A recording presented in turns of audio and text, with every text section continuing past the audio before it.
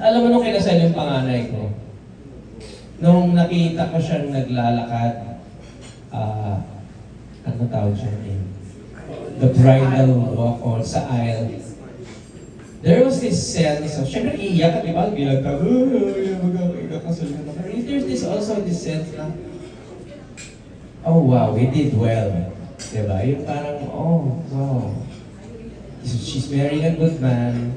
They're going to be committing themselves to each other. Ang sarap. Sarap nung feeling na yun. So, as a parent, ngayon, hindi ko pa nararanasan ngayon yung magiging lolo. Hindi ko pa alam ba. Super. Yes, sorry. You mentioned about your experiences as a father, but what is your experience as a son? I know that you're close to your father, but can you just... A son to my father or a son to my mother? Yung father niya. Father. Okay, I'll try not to be emotional. You know, I lost my dad nung COVID. And ang mahirap doon, when we lost him, hindi ko alam kung meron kayong relative na nawala ng COVID. Hindi mo siya makikita eh.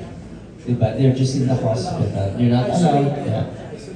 So that was so hard for all of us, kami magkakapatid, including my mom. And to this day, I think there's this part na hindi mo lang natin siya nakasama in the last moments of his life. However, when I look back at all the things that my father has done for me, alam mo, I remember nung nagsistart ako as a singer, parang siya lang yun. Kasi gusto nila maging lawyer ako, gusto nila maging businessman, hindi ko kumanta. It was my dad who said, sige na, you go. And I remember nag-sale noon sa Yamaha. Alam mo yung handog sale. Ginising na ako. Halika, punta tayo Yamaha. Hindi ko nga alam kung ano yung handog sale. So nagpunta kami. Pinili niya ako ng piano, pinili niya ako ng mikropono, pinili niya. Sabi ko, ganitong tatay ko eh. Yung very quietly, papakita niya yung support niya kung ano yun. Siguro may nakita siya. Itong anak ko meron to eh. I remember when I was in grade 4, ako yung Oliver sa Oliver Twist. Eh, yung tatay ko, siya lang yung may, alam mo yung Betamax na camcorder nung araw. Eh, ang hirap doon, wala siyang monitor. So, hindi mo alam kung pukado ba yung pag kumakanta. Eh, yung kinakanta ko rin yung, where is love? Yung kanta ni Oliver.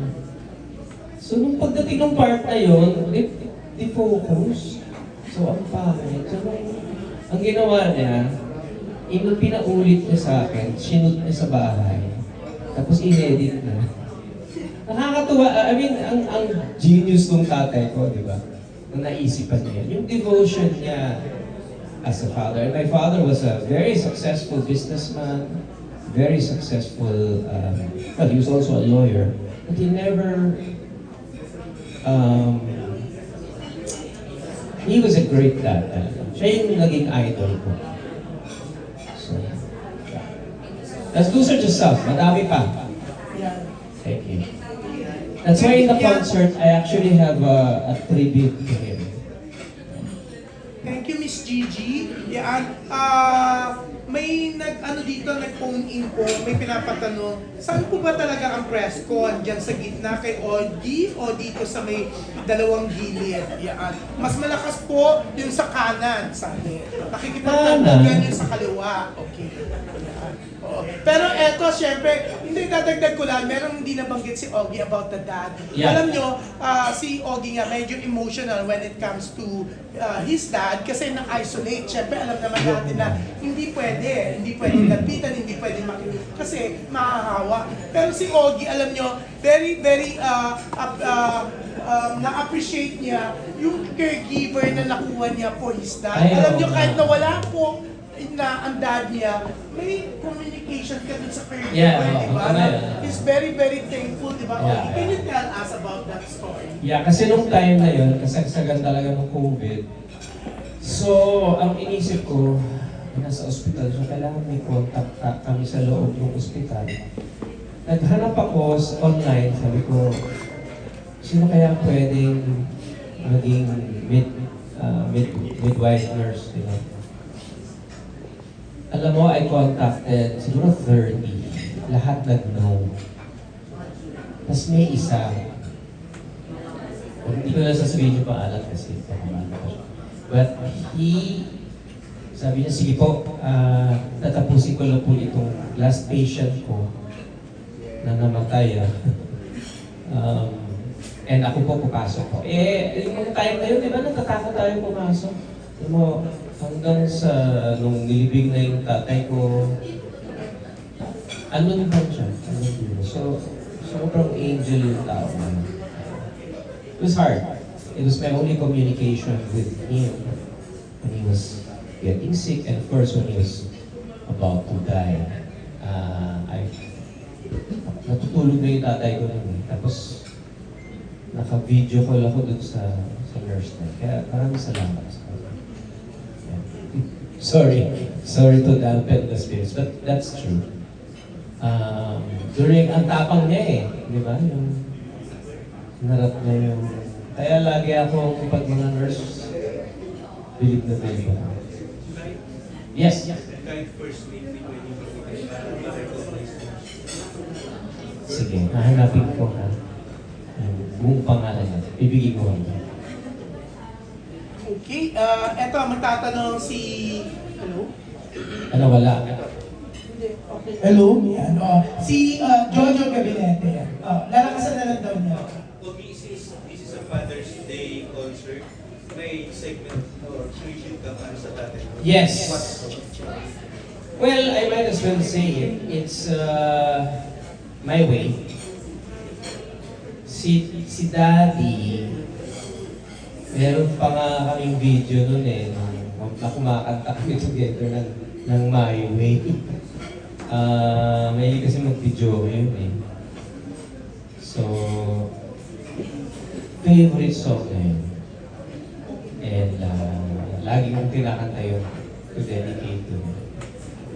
Alam mo, yung nanay at tatay ko, isang Pasko, this was the year before my daddy passed away. Pasko noon, sabi ko, wait, mag-recording naman kayong dalawa. Kukunan kayo ng video, tapos may sa studio, tapos na-record ko kayo. Kumayag naman sila.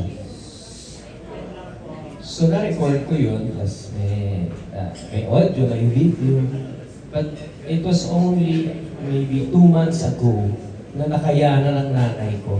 Sige, anak, pakita mo na nga sa akin yung video. Kasi yung mami ko talagang hanggang ngayon.